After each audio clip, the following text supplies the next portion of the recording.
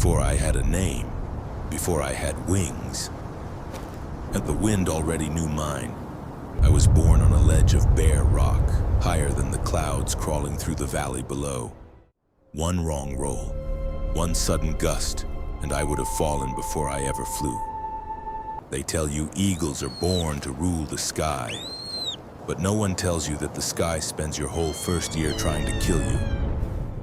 I was a golden eagle, one of the most powerful hunters in the mountains, but when my life began, I was not powerful. I was not fearless. I was not free. I was just a tiny body inside a fragile shell, clinging to life on the edge of a cliff. I remember the dark first, the warm dark inside the shell. For 43 days, my mother almost never left me. She turned me, warmed me, protected me from the cold mountain air. Then one morning, the world cracked open. Light came first, then cold, then wind. I pushed through the shell with a tiny egg tooth that would fall off within days. And for the first time, our nest was enormous compared to me. A rough fortress of sticks, bones, grass, and feathers. My parents had built it on a narrow cliff ledge far above the valley where no fox could climb and no wolf could reach. It was safe from the ground, but not from the sky, because our home had no walls and no roof and no soft place to hide, just a shelf of sticks hanging over empty air. And I was smaller than my mother's foot. There had been 2 of us once, 2 eggs in the cold. But by the time I opened my eyes, that the nest was quiet. It was only me. I did not understand it then, and maybe I still do not. The mountain takes early, and it takes quietly. For the first weeks, I was almost nothing. A gray scrap of down, a hungry mouth, a trembling body that could barely lift its own head. I could not fly, and I could not walk, I could not protect myself. Everything I was depended on 2 things: warmth, and the shadow that kept arriving over the edge of the nest. That shadow was my mother. When she landed, the whole nest shook. When she opened her wings above me, she blocked out the sun. Her wings stretched nearly 7 feet from tip to tip.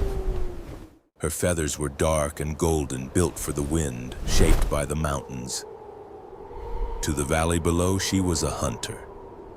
To me, she was the only safe thing in the entire world.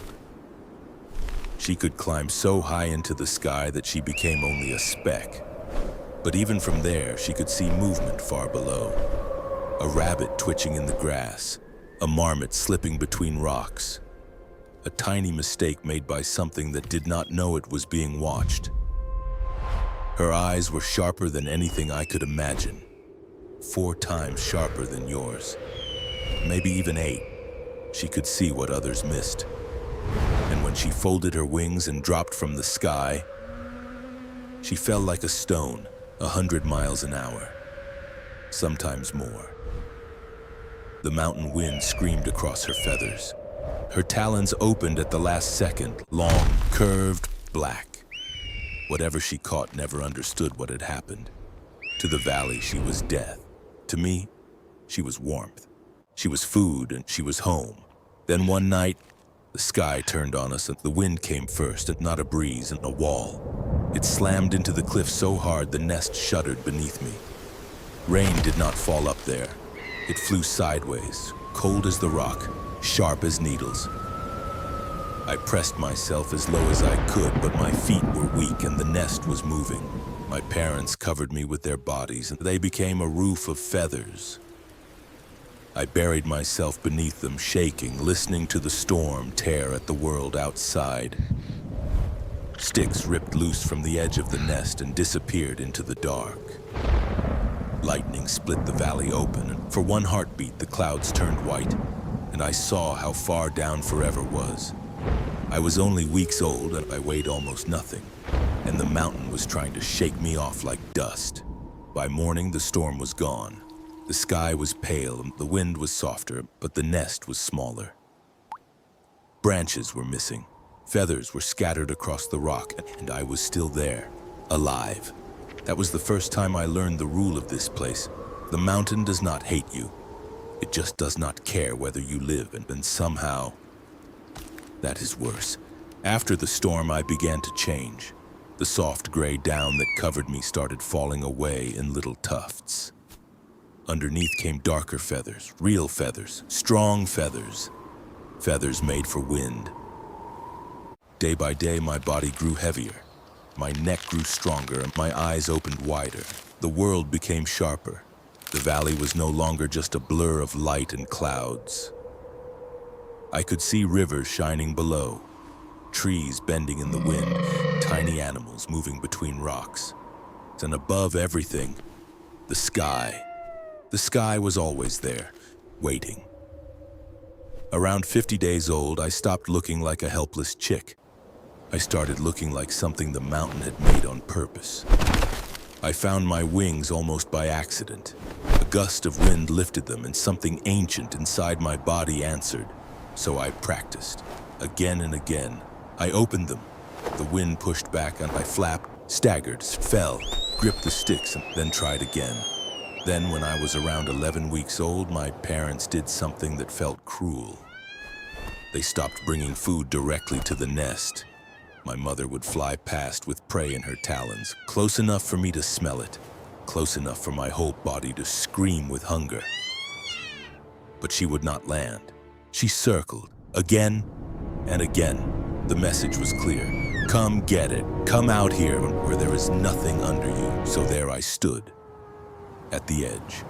My whole life was behind me on that shelf of sticks. In front of me was 1,000 feet of empty morning. My feet would not let go of the rock. My heart slammed inside my chest. My wings shook. Every instinct screamed that the edge was death. The drop was death. The sky was death. And staying still was the only safe thing left. But staying was death too. Slow death. I knew it without being told. I did not decide to jump. I just stopped deciding not to. And the mountain dropped away. For one horrible second, I was falling, only falling. The cliff raced upward behind me. The valley opened beneath me. The wind hit my face so hard I could not breathe. The ground was everywhere, the sky was everywhere, but I was too small and too young and too late. Then the air caught under my wings and falling became something else. My body lifted, the terror changed shape. The wind that had tried to kill me held me. I was flying. I was up, and the whole world was underneath me, and for the first time in my life, the sky did not feel like an enemy. It felt like mine.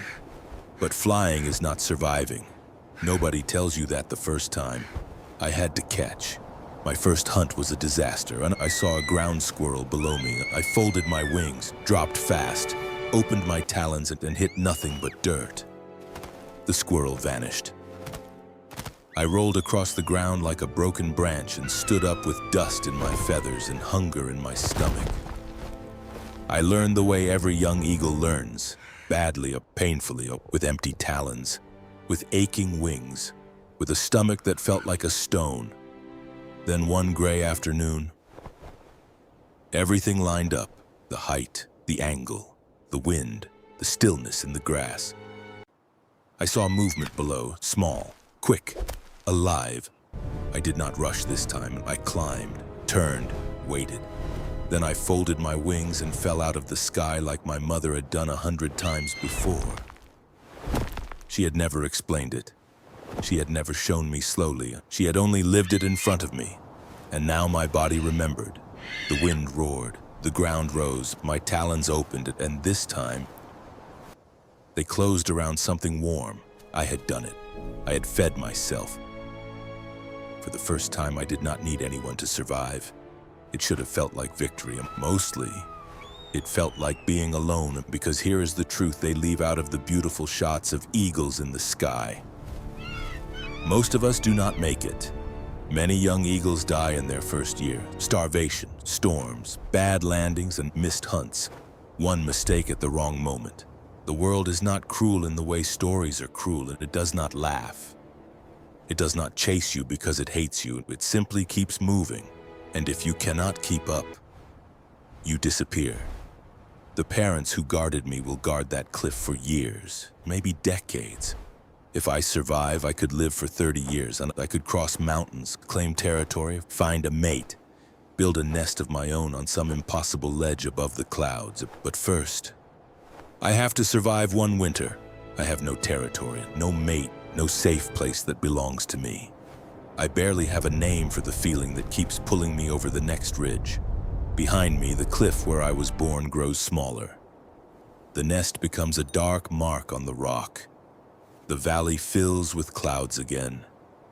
And ahead of me, the mountains continue forever. Winter is coming down from the peaks. I have never seen winter, but I have seen the edge. I have seen the storm. I have fallen into the sky and learned that wings are not given to you for freedom. Not at first. First, wings are given to you for survival. I was born on the edge of a cliff, and the wind spent my whole first year trying to kill me. It is still trying. And I am still flying.